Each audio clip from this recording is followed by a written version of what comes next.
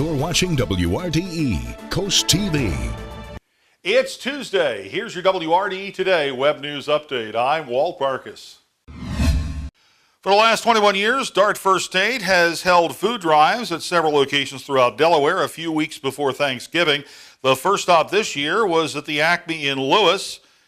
Volunteers worked tirelessly through the rain from 9 a.m. until 3 yesterday, stuffing the Dart bus with as many non-perishable food items as possible. Local schools and even state agencies shop from a list on the event's Facebook page, and then the volunteers packed those items into boxes and filled the bus from back to front.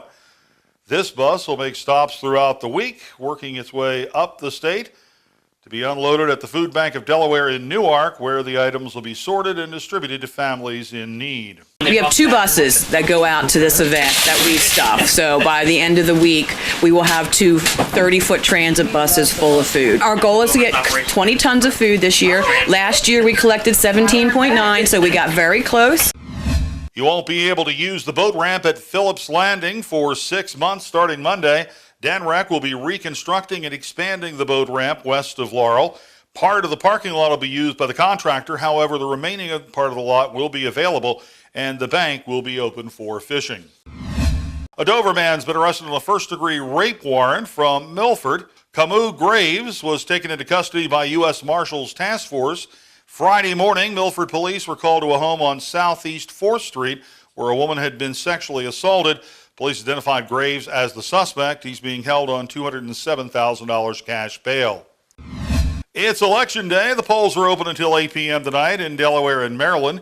Delaware voters will choose a state auditor, attorney general, U.S. representative, and U.S. senator. In Sussex County, voters in council districts 4 and 5 will be voting for new council people. Several representative and state senate seats are also up for today.